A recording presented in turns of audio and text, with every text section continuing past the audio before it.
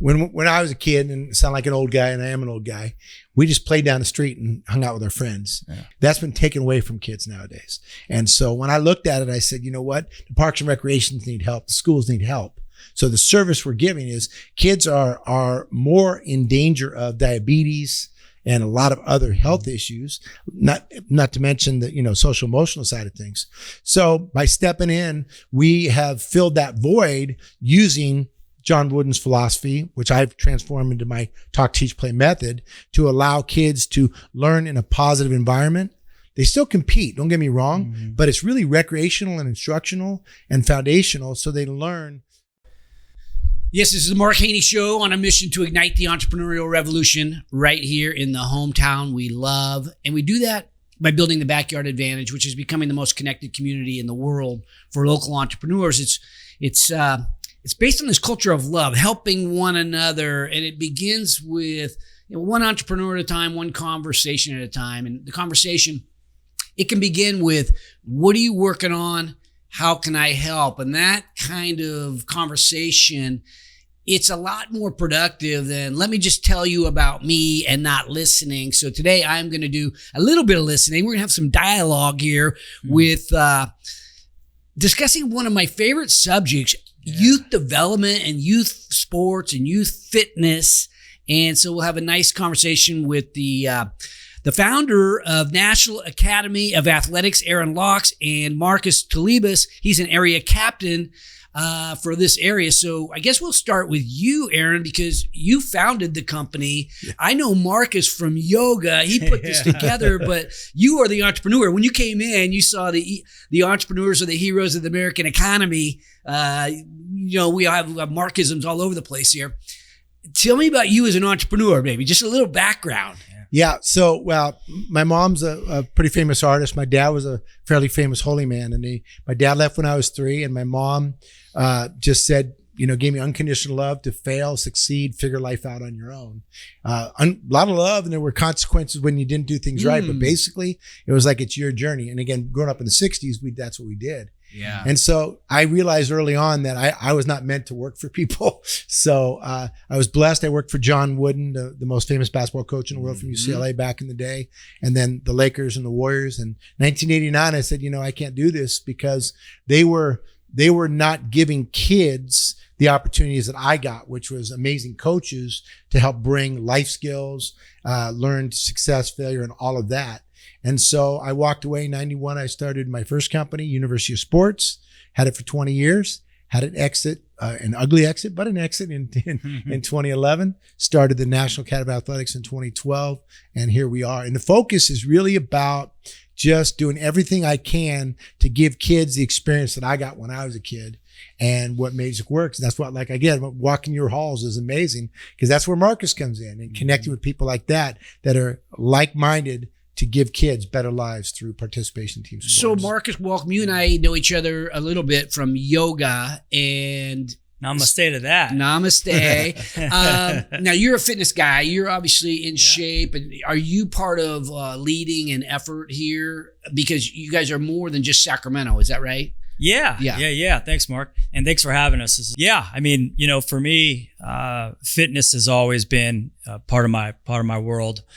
Growing up around athletes, my dad and uncles and even his best friends that were considered my uncles, they always looked after me. And growing up in the parks of San Francisco, you were running a lot, whether it was from a dog or it was flag football or whatever it was. Being around sports and fitness has always kind of been, in my DNA. And now you're helping young people. Tell me about what you do. Yeah. So I'm a franchise owner for Sacramento East. I got the position, bought the franchise in June of last year, and never looked back. And so what we do is we work with cities, municipalities, as well as schools, and we provide all types of different youth services, from PE supplementation in schools, after school sports programs. We really kind of help to build, better communities, better lives through our schools. And then we work with the cities, recreation departments, and we're another arm of, what they provide their communities. And it's been a blessing, and we get to do what we grew up to do every day, and actually get paid for it too. We make some money doing it. So you work with after school programs and park and recreation and that kind of thing. And what actually happens? Do you send them to a boot camp? Is it ongoing training? Is it developing the life or the philosophies that maybe John Wooden had or something like that? Yeah. A lot of it is, we start kids young. We have programs that start at 3 years old. Okay. I got a Little Shots basketball program. I got 20, 3 and 4 year olds. Their mom and dads are right next to them. But they're getting to a point where just building some confidence, building some independence, and learning, the skills of the different sports that we provide. We've got about 10 to 12 different sports, all the way from, flag football, basketball, volleyball, pickleball, which has become really popular, not amongst just the elder folks, but younger. What age do you go up to? You start them at 3 or 4, but what are the older go to about kids? 13. About 13. 13 is kind of where we find that they're starting to find their niche and which direction they want to go within sports. And but we don't, there is no discrimination there. If you're not ready for a club league or something like that, come to National Academy of Athletics and we'll keep you moving. So you're thinking about this, Aaron. You started the company. You've had success in the past in business. What problem did you see, or why is this important for young people to go play sports and get fit?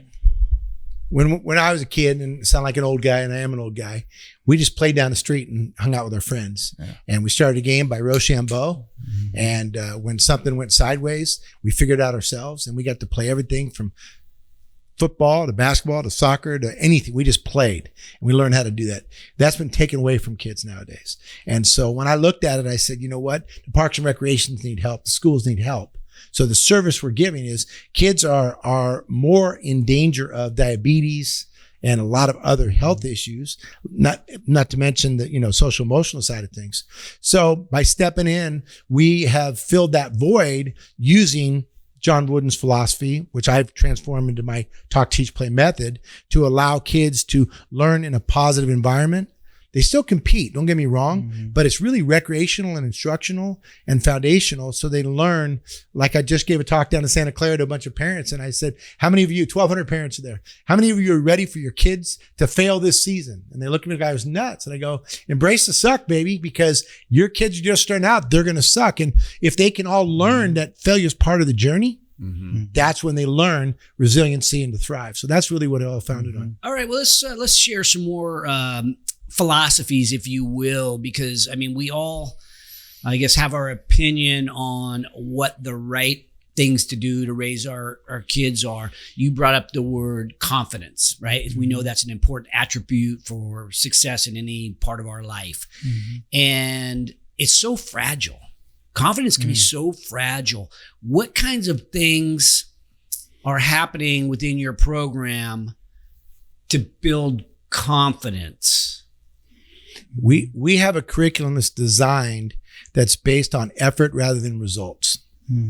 So we use talk, teach, play, which I'll explain real quick. 3 minutes of verbal instruction. We don't talk too much. 6 minutes of skill development where they have directions and corrections, and 6 minutes of play where they get to compete and show what they just learned, right? So in 15 minutes, they're going to learn how to bounce past the ball. They're going to hear about it, go through the process, and they get to compete and have fun. And our staff is trained. We don't have to break kids down. They break themselves down enough, right? They learn through their mistakes, and we celebrate the effort, not just the result. So if we're doing a shooting competition, yeah, they want to make the hoop, but are they doing it the right way? We know as an entrepreneur, you can do the wrong thing 100 times, and once in a while, you're going to luck into something. But once you start to do it right, then it becomes magical. And so that's what we're teaching to kids. I love that. One of the things, I coach tackle football and 7th grade. And at the beginning of the year, we had about half veterans, half new. But they were fragile. Did you play football by any chance? I did. Yeah. So football is a violent game. But in any sport, there's ways that we progress. And this particular team progressed. They started off afraid to run into each other at full speed. And I found that by the end of the season, because they were progressing, that their confidence went up. By the end of the season, it's almost like it's infectious. One of them gets it and decides to just run full speed into somebody. It's like, oh, that doesn't hurt so bad. Next thing you know, 2 or 3, and they're getting the attaboys for the violence or the collision that you normally wouldn't get, is like hit somebody really hard. But I found that progress gave them so much confidence going into a game. I also see that with entrepreneurs too, as they develop confidence. It's like they become almost like a different person. But Mark, they got to fail. See, this is the problem. We allow kids to go through life without experiencing failure. So then when they get knocked down, they don't know how to get themselves back up. They're looking for their parent in the stands. So if you're going to play football, and you're exactly right, if they don't get hit until they get smacked and go, oh, I remember when I got smacked the first time, I went, oh, all right. So now I better brace myself and be ready and then be able to bring it. And that's the contact piece of it. We have a program called Confidence Builders. And what we really focus on, first of all, is what is confidence? And we have to explain to kids. Kids are smarter than we were. When you were a kid, coach said, run through the wall. You ran through the wall. Nowadays, you go, wait. That's going to hurt. And by the way, my dad's a lawyer, right? So it's changed. Yeah. So we have to convince them of the why.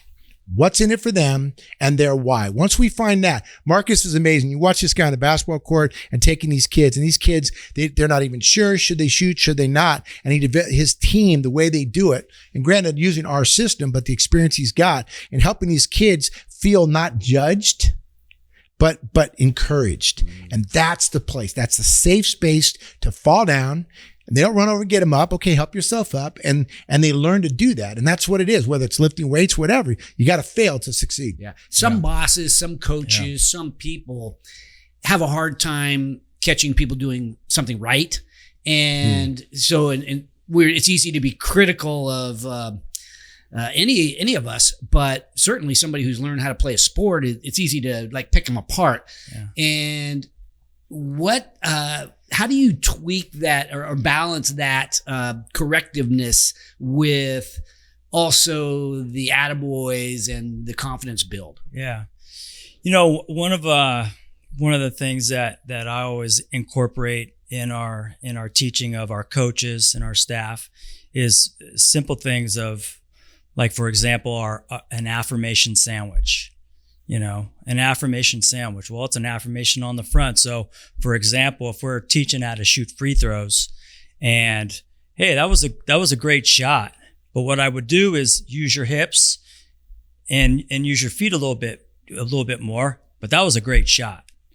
Just that simple affirmation on the back end of that really changes even that kid's confidence of, okay, I can do this. Right. And so that's part of what we teach is giving that confidence. Another example is, we don't let the kids make the teams. We'll pick the teams.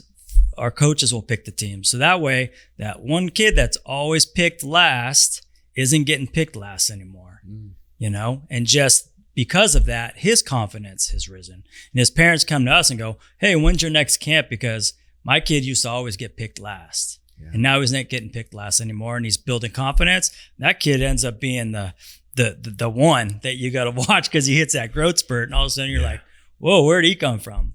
Yeah. So effort, that word has been brought up today, and it's one of the most important things to advancement. And it's tough to teach or demand effort. For me, the effort comes when you have desire. And I'm sort of wondering, in today's youth, especially maybe in a park and rec program, where's the desire level to achieve and excel and be great? We found we take away there's a lie out there right now. If you're a parent listening, listen to me. It's a lie. Your child will not go to a program and play year-round soccer at age 6 and get a college scholarship. They might, but it's not going to happen because that club elite program said they're going to do that for your child. If your child You know Buster Posey, the player for the Giants. Yes. So he I got said, his jersey on the back of my chair. Over there you It's go, my beautiful. secret. Yeah, all right, there you go. right. Yeah, there you go. So I was in the Giants television commercials a long time back. Another story for another day. But we had a chat, and I said, what is it going to take for a child to have a chance to play high school varsity, collegiately, or get paid to play? And Posey and Belt and Crawford, the guys were all there. We're talking about it. And they're talking about effort and all this stuff. And then Posey goes, no. It's passion. If it's the child's passion, they will. So for us, now granted, they got to have athleticism, all the other factors. Our job is to lead the way in such a way for these kids to develop a passion. You do it every day. I just read something here that says the harder you work, the luckier you get. I say all the time, I'm the luckiest guy in the world, but I know the harder I work, the more luck I have. That's what we tell the kids, is that we want you to be lucky, but you're going to get lucky because you're going to fall in love with doing this drill. You're going to fall in love with competing, which is the only way you're going to get better. Yeah, it's amazing. Hard work. You talked about what would you say to the parents on this. I love the fact that you're focused on trying to find their passion, trying to help them find their passion, I suppose. And along the way, they end up deciding to work hard once they've got some passion. That's what that mantra came from. My daughter and I share it. She was a high-level gymnast. Now she's a high-level entrepreneur. Yeah. And but much of society isn't built that way. It's like there are certain people that just end up becoming more driven.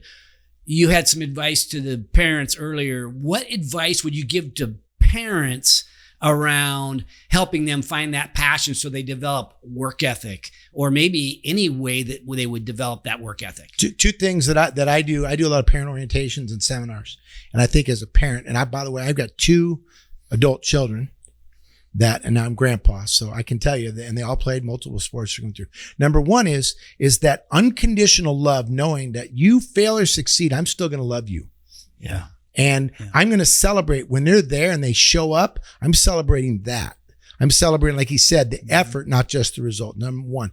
Number 2, my mom used to drive me nuts with this one, is she'd always, remember what happened. If I got an F on a paper, didn't win a game, she goes, so honey, what's the lesson? And to the point where I want to kick her in the shins, rest in soul, I get. But like, really give me the answer, but don't give your kid the answer. Have them get themselves. But the second one, which we found, which works so good with us, is called proximal. Now, in business, as well as in life, for kids especially, it's got to be proximal. Proximal play to us is if we took 5-year-old kids and put them in a regular basketball gym and or on a football field and said kick a goal, it's too high. They don't have a chance to be successful. So that's not going to work for them. The goal is unachievable. Mm-hmm. So we have to break it down to little pieces. On the other hand, if it's too easy and it's not challenging, they're going to lose interest. So for us, the key is really, it's part of our motto, which came from John Wooden's Pyramid of Success, is to play hard and have fun. Love what you're doing, but you got to do the work, or you're not going to get anywhere. But if you work really hard, but you don't love what you do, you're not going to keep doing it. So for us, our motto, play hard, have fun, comes work your butt off, love what you do, success will come. I love it. Mm-hmm. I like how you said break it down into incremental steps or maybe smaller goals. I'm wearing my shirt brick by brick, which is something that I really believe in, is that, you're not going to become great at basketball, football, baseball, soccer in one day, but you can kind of get so you can master one component of a sport. And some of the stuff that I think we need to master, not only in sports, but in business, is consistency. That's what we worked on with our football team. It's like, that's a brick that you need to create for your life if you want to be successful. If you don't have the ability to be consistent or have discipline to do it over and over and over the right way, you're not going to be great. And I think that's going to ultimately, when you don't find that, really, I'll call it success. When you don't find success, it's easy to quit. Yeah. No, absolutely. And I think, Michael Jordan says it perfectly. The only shots you miss are the ones you don't take. And, you in business, in life, as a youth, as an adult, you got to keep taking shots. And if you do that, good things will happen. And maybe it's not a 3-point shot. I always get on, kids in my, because I coach basketball at Bowman Charter. I got the 7th and 8th grade boys, which is up in Auburn, right? Yeah, which is up in Auburn. And I'll have kids come in. You got the 7th and 8th grade boys up in Auburn? Yeah. Okay, 2 of my grandsons play for Franklin, which is like a Loomis school. Would you guys play those guys? They what's the name of that school? It's Loomis. It's Franklin Elementary. I don't think so. Oh, okay. Yeah, we have this. We're in the Sierra Foothills League. Okay. We've got Weimar and Forest Hill, and then the 2 John Adams academies. Oh, nice. And then a couple others. But I'll always see the kids come into the gym, and the first thing they want to do is start chucking up threes, and we'll probably run for that because that's not where progress starts. You want to see the ball go in the basket, and those are really low percentage shots. So the consistency is going to come from layups, getting the 90%ers, and then backing up, free throws. I'll play horse with these guys, and I'll just sit at the free throw line and I knock them out every time because they're trying all these trick shots. Well, stay consistent with the shots that are attainable. What do you see in terms of humility? So I've seen this, I say, gradual trend toward showboating and taunting. And I think a lot of it comes from professional sports. You see the flashy touchdown, people celebrating many times prematurely. They haven't, you're down by 3 touchdowns and you're celebrating that you tackled somebody. Yeah. And so I see that happening. It's drifted down to the youth. And so I'm wondering your perspective when you mentioned that they run for, getting up there and throwing up threes when it's not the, that's not the best use of their, time. Do you see showboating, more showboating today? Yeah. And how do you deal with that? Because I feel like it's almost a culture shift that we're all a little more blingy, if you will. Yeah. And I think it really, I feel it stems from the house, and kind of how the parents let that go. And, if a parent is letting them celebrate, then, you're going to continue to see that. As in our position, I always tell my players, play like you've been there before, hold yourself to a high level of the integrity of the game. And don't let the integrity take you. Are you a parent? I'm not. You're not. Okay, you're a parent. I'm a you're dog a grandparent. Yeah. Okay. I'll throw this at you then. I'm a grandparent too, and my kids played sports, and I coach and I've coached. But it's an interesting thing how hard to be on them over those softer issues like not running through the bag, on a ground ball, or celebrating, you got a single and you're celebrating. Yeah. Or, I see it all the time in the NFL. Somebody's on second base and they're pointing up to God. Yeah. It's like, I love that people are spiritual, but it's like these, it's like part of their personality. They're trying to get likes. Yeah. We've gotten a little sideways in the world, a lot sideways. I'm old school. Again, remember, Coach John Wooden was the guy that told Bill Walton, if you didn't cut your hair, you're not going to play for us. Right. And Bill Walton's a Hall of Famer. Hall of Famer. You know what I mean? Like, whoa, right? And then he was serious about it. And Wooden's a college coach for anybody who's younger people out there. Check out UCLA, Pyramid of Success. You'll get the rest of the story. But again, so what's happened is what you permit, you promote. What I was promoting with my kids was when you score a basket, you better find the person that passed you the ball and go give them a high five. When you score a touchdown, you better find those people to block for you and go give them a high five. When you're whatever it is, you don't celebrate yourself, you celebrate your team. We always, in fact, I just had this chat with, gonna get emotional. My son is 23 years old. He manages gas station corporately in Greensboro, North Carolina. Married, 2 kids, just bought a house. Proud dad moment. And it comes to sport. We're talking about it. He trains other kids, and where it comes from, I ask him all the time. He goes, Dad, you taught me that when I was a little dude. Yeah. He remembers in kindergarten or first grade, be a leader today, make good choices. So he's right. It comes from the home, but here's the deal. I think if we coaches coaches that are actually teaching the kids are focused more on the kids fall in love with the game and continue to want to play. Success will get there. Entrepreneurs, if you haven't failed, you haven't been an entrepreneur long enough, right? We know that in business, whatever it is. We don't win every day. But so for me with the kids, I tell the parents all the time that come through my tutelage, we got a basketball league in Sonoma County, 2,400 kids are playing, right? And we're teaching these parents, leave the kids alone. It's their journey. And during the game, if you're whether you're coaching or not, you got to know what hat you're wearing. Because if you're trying to coach those kids with the parent hat on, there's a problem. And I can tell you guys stories that are literally eye openers. If you got someone out there that's got kids, I'll tell you right now, do not put your child in a position of choosing between the parent that feeds them and the coach supposed to know what's going on. Yeah. Ball gets hit to right field. They're supposed to throw to cutoff. Parents yell, throw it home, throw it home. And now the kid has to make that decision. That's too much pressure. They're not respecting the coach, not respecting the game. They're not going to play that sport 2 years from now, no matter how good they are. Yeah, this would be advice to parents. Yeah. And I had a great group of parents this year in coaching. It's the Del Oro Junior Eagles, and our parents are seventh graders. And so they're out 13, becoming men. Yeah. And the parents didn't complain. They didn't, you never got to, we weren't the championship team. So a lot of times, if you're not winning every game, the parents feel this motivation to help the coach, maybe complain or maybe convince the child that the coaches don't know what they're doing. We had none of that. We, it was fantastic. And when my son played. But I see that everywhere else in society around the other coach. I see over these helicopter parents getting involved with the coaching staff and undermining the coaches when the coaches aren't around to the parent.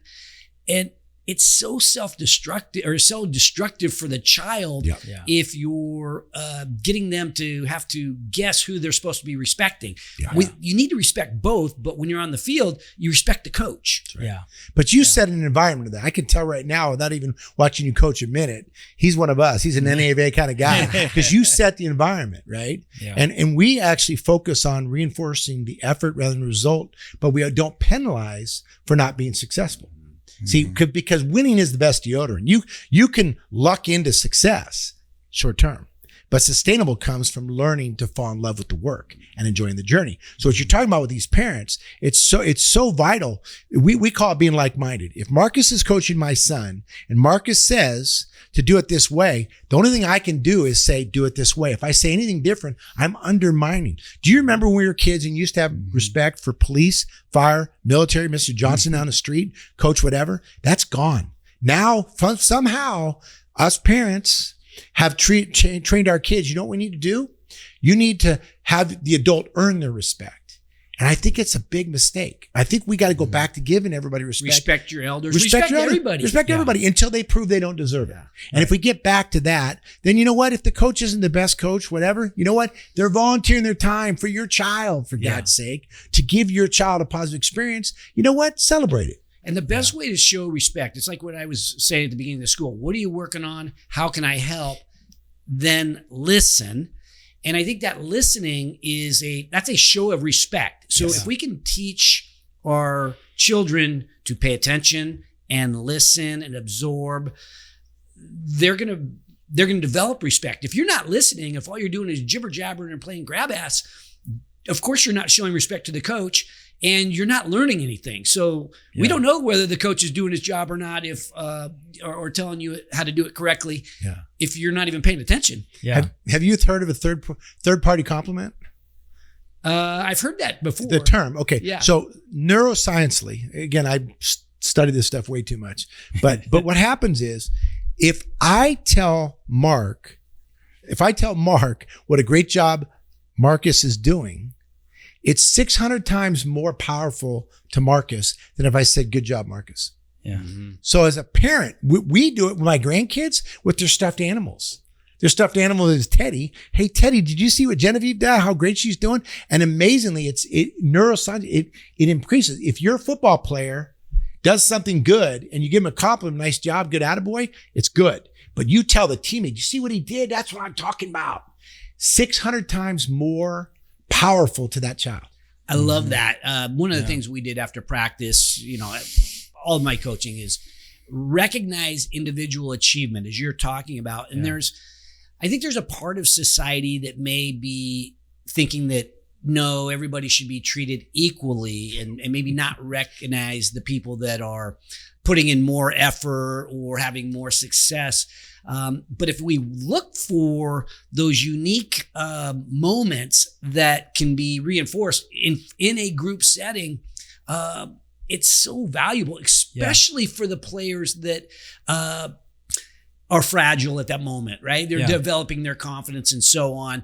Recognizing those players when they have get a W, that is what I think helps people want to keep cranking. Yeah.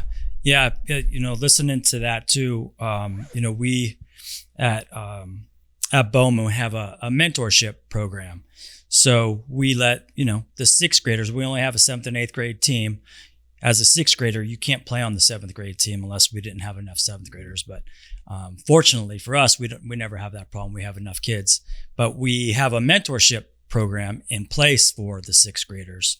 So they get to come and practice with us. They get to work out. They get to be in, our half times where we're talking about gameplay and strategy, things like that, to where they feel like they're part of something. And that mentorship program, I think, is scaled throughout, should be scaled throughout all of sports and all of life, is having someone to look up to. That's obviously a good example as well. Another thing that we do is accountability buddies. Having others that you're both accountable for each other and helping one another. When we go over grades in the middle, when they get progress reports, I don't bring each player aside and talk about their grades. I bring the entire team to the center of the court and we talk about your grades, because collectively we can help that kid, right? We're all teammates. It's all right, you're getting a D. It's not the end of the world. What are we going to do to get you a B or an A? Math? You're good in math? All right, well, you're going to help Tyler with this. All right, coach, we got it, because we need him to be able to play. And because of that accountability and the teamwork, camaraderie, you get better kids, you get a better community, and hopefully a championship out of it too. Yeah. I think a lot, there's so much crossover between entrepreneurship and sports that it's uncanny how much they align. That you were way up there in sports, obviously. But a lot of people end up quitting. The world has a lot of quitters, the world has a lot of people who start things, and it feels to me like we need more finishers. And so teaching that resiliency, that get back up sort of mindset, I have to imagine you have to deal with that kind of thing, even with the young people, that their commitment level is just light. Well, again, there's two things that have changed. One is if we know everybody's why. So at the NASCAV Athletics, 600 coaches, I don't know, whatever we got, we study everybody's why and we check in all the time. So if I know your why is this, then I'm gonna do everything I can to feed your why. And unfortunately, it's not like it was in the old days where it's just a group and took a village, you just go do it. Now there's a lot of more individual. We talked about that a little bit. So that's one piece. But the other one, can I follow up on that a little bit? So you take the child and you ask them their why as is associated with sports, or in what way? What are you trying to get out of them? So it started real quick. Our company's an inverted pyramid. I'm on the bottom, the CEO. Above me are the partnerships, the franchisees, the community partners, and we lift everybody up. So everything's a lift up. And I want the visual so you see we lift up. That's our whole purpose. So when we deal with it, he as the franchisee is lifting up his coaches to know their why. And he makes sure if they're going to work for us, they've not only gone through all the training on our intranet and our stand, they've gone through the training with me on Zoom so that I'm like, okay, I got you, right? So it's there. Then they go out there and they learn from him specifically in each, whether it's Detroit or Pensacola or San Diego, they get the same training. and they go out the same stuff. It's all there together. So now we're set for success, because I think one of the big problems that we have is people aren't prepared to be successful, and they think they're just going to show up and it's going to magically happen. It don't work that way. When we get to the kids, then we go to that next level. So he knows the why of his staff. Some, it's about money. Okay, you want more money? You got to do this, right? You want to start. So I asked the kids who are playing for us, you want to be a point guard? Yes, I do. You want to start? Yes, I do. Well, here's my point guards show up at practice 10 minutes early, ready to play. So when you show up 5 minutes before or game time, guess what? Or practice time, you're not showing me that you want, right? So we find out and we make agreements. It's not contracts, it's agreements. If these are the 3 things you want, so we know your why, we're going to do everything we can to lift you up to get those for yourself. We're not giving them to you. They got to earn them, but they get those through the programs. You should see when you watch, you go check it out. When you watch, doesn't matter the sport, doesn't matter. It's the same system. It's the same way of lifting them up. And the more we know about the child's why, and the crazy part about it is we've done our best to not worry about the parents' why, because most of the parents really just want their kids to be healthy and happy. So if we do our job, and those kids come through our program, whether it's a physical education class or a league or whatever it is, and they come out healthy and happy, they come home happy and tired. Yeah. What more do you want? Yeah. For sure. You mentioned leadership earlier. And so not every child, not every human sees themselves as a leader. It takes a decision to lead. And sometimes you look around and I guess it's me because nobody else seems to be leading, but we want to bring that out among our players or among our teammates, even though you might not be the CEO of the company. You don't need a title to be the leader, but everybody can lead and probably should lead on an effective team. Yeah. How do you bring that out so that the person who might not see themselves as a leader, can begin to visualize themselves or begin to act as a leader, and then also how to develop somebody into a strong leader? Yeah. I think, leadership, it really comes from, again, I think Aaron hit it on the head. Is understanding that kid's why, what is it that they want to do? I mean, one of my best friends, he was the kicker. He didn't make a lot of kicks. His name was Chad Frey. We used to call him Frey Wershing, but he was far from Ray Wershing. He was Frey Wershing, and he didn't make many kicks, but he kept kicking. He kept kicking. He kept showing up, and he was a leader that was always there. He was a vocal leader. He was a spiritual leader, and now he's doing very, very well. Started a couple companies and doing very well. And I think it's, again, like Aaron said, it's knowing your why, and then asking what do you love to do? What part of it do you love to do? I've got kids on my team that, they don't see the floor that much, but they're on the team. And they're a huge part of the team because I give them opportunity to do what they love to do. Well, if that's, hey, when our kids are on the floor, you're going to get them chanting, hey, let's go team, and you do that very well, then that's your job. If carrying the equipment, being the first to bring equipment is your job, and you do it well, then that's what you're going to do. And that's a sign of leadership, and they end up building that confidence. I think there's 2 components to that, which is kind of an interesting. I'm trying to put to the point. For us, it's commanding or demanding respect. Right? That's it. You either demand it or you command it. And so for us, we're teaching kids to have the confidence to be a risk taker, to then say, okay, some want to command it, some will try to demand it. And we know if you command respect, it's a lot more sustainable than if you're demanding, we're gonna, right? It's gonna wear people out. But It's interesting because the only way they're gonna get there, they have to embrace the suck, right? You're not an immediate leader. They're not born, right? There's some that have an innate certain ability, but it comes from the ability to say, you know what, whatever you do, I love you, I trust you, and I know you're gonna be all right. And when you suck, I'm gonna say good effort. What's the lesson? And let's get back up. And that's what we focus on. Again, it's not we're trying to make you a leader so you get a college scholarship. We're going to make you a good citizen. We're going to make you a good part of the community, no matter what you end up doing in life. When you say embrace the suck, it's interesting the way you frame it, because I always think of it as less about failure and more about pain tolerance. When I'm doing, like, I do CrossFit, I do some yoga, and invariably it's really, really hard. And I'm sure your kids, run into that kind of thing when you're doing conditioning, and it is hard. And that pain, getting used to appreciating it is something most people never get to in their life.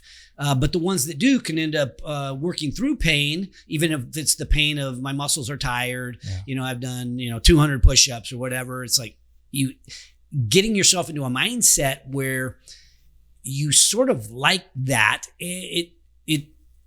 It's kind of crazy talk, but it's effective in succeeding. To get to the point where the endorphins kick in, right? The 27th mile or whatever it is. Yeah. I've never run that way. I don't even like driving that far, by the way, but you know what I mean? But yeah, to get that place. And unfortunately, let's be honest, it's really truly experiential learning.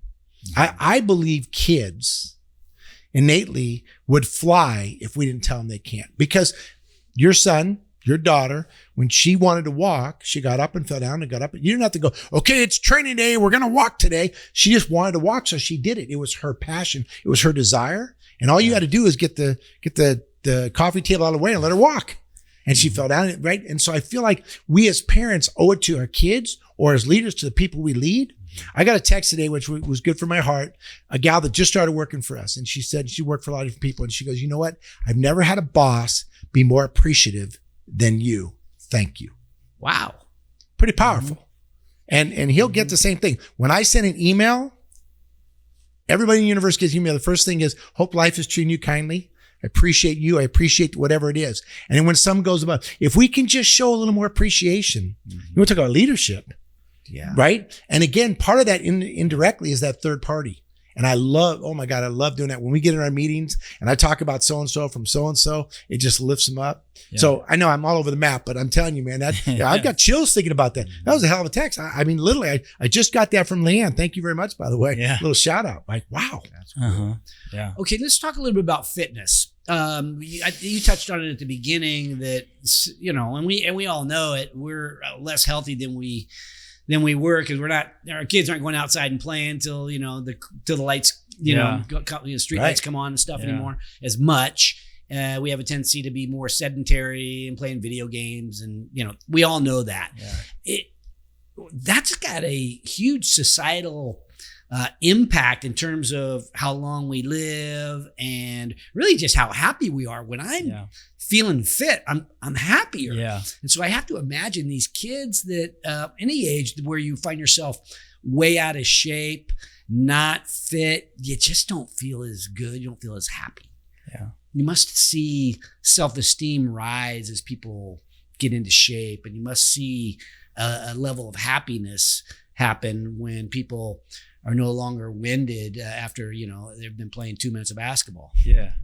Yeah, no, it's definitely a thing. I think that fitness is, you make it a lifestyle or you don't, and it stems from just being active. And we find that obviously the more active these kids are, they're not only just building their confidence, but they're building their wind.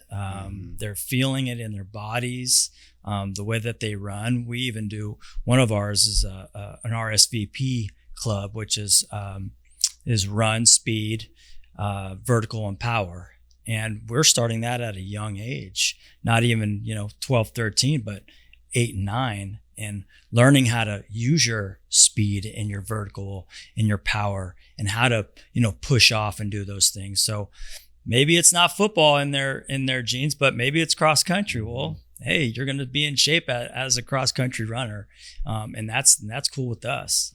So a child's body is an all-terrain vehicle. Yeah, they need to learn how to drive it. If you don't, it's like I got a 93 YJ Jeep. It's all lifted and fun. Like me taking on a freeway and going 4-wheel drive low and sitting in the freeway. Like, no, you know what? And the parents have to be, man, let your kid fall.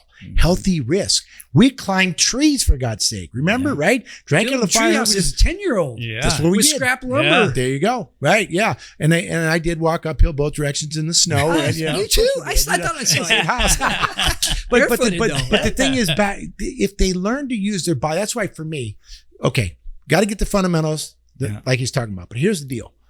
If you got a child under the age of 13 and they're not playing at least 2 sports, in my opinion, you're messing this up. Kids should play a season and then put it away. Another different sport. The best in the world, right? There's a hockey player who's pretty good, right? Wayne Gretzky. As soon as the season was over, his dad put the stuff away and got out the baseball gear. And after that, because if they play multiple sports, they get to throw, they get to catch, they get to move. They're developing. You know what else? They're meeting new people. They're getting different coaches. It's just a whole unique thing that leads right back to not just the physical health, because this is the one that scares me. It's the mental health. We just had a pandemic. They said a child between kindergarten and 8th grade that went through the pandemic, it would take 3 years to academically catch up in school. Got it. The scary part is they said it could take up to 8 years to catch up socially and emotionally. The kids that got right back to that 3 year and caught up were the ones that played team sports because they got the opportunity to succeed and fail and fall down and play and improvise and adapt and create. That's what a kid's about. If you're out there, that's what being a kid's about. Let them be a kid, let them play and let it be their journey, but play everything, play every sport possible. Yeah. The one thing that I saw in my football team this year, and it makes me relate it back to yoga, my flexibility, amount of limberness has improved a lot since I started yoga, right? Yeah. I'm pretty flexible now.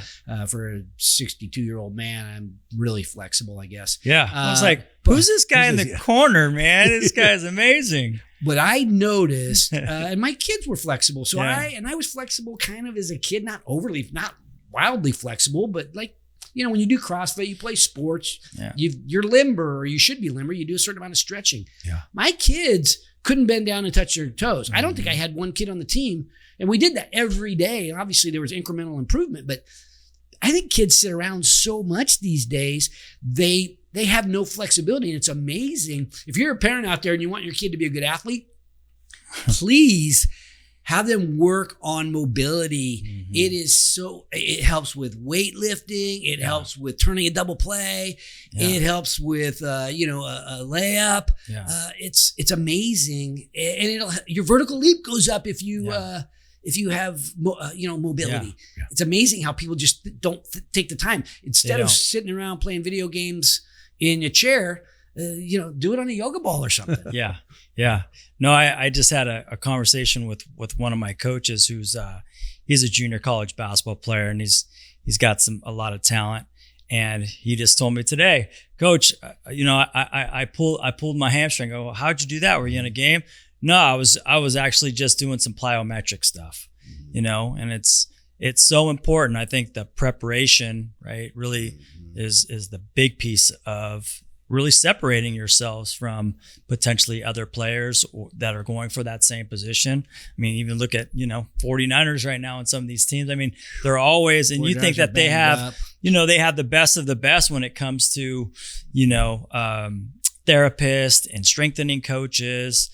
So you got to take care of the preparation of your sport and your body. Did you know we have a NFL? We have some former NFL guys that work out at East Wind, but there's one guy that he plays for the Cardinals now, Josiah. He's tight end, and he comes to in the off season. He's coming to yoga. I think he does it during the season too. But like if it's the off season, you'll see him at East Wind Yoga up in Auburn. Yeah. And the guy understands that component of it.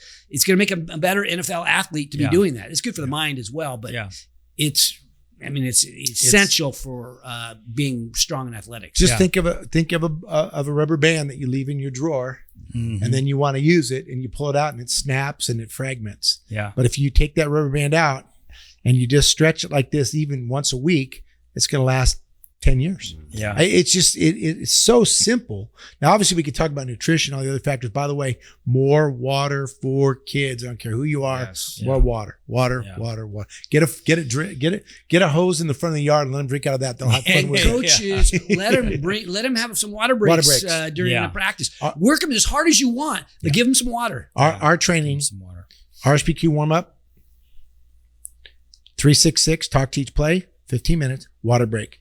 366, 15-minute water break. So it's every 15 minutes they get a chance to get water. And sometimes part of it is to train their brain and to give them a little bit. But virtually all of us, me especially, we're all underhydrated. We need more water. Well, it's amazing. A lot of these old school there's a lot of things great about old school coaching. I agree. They're tougher on people, I think, on average.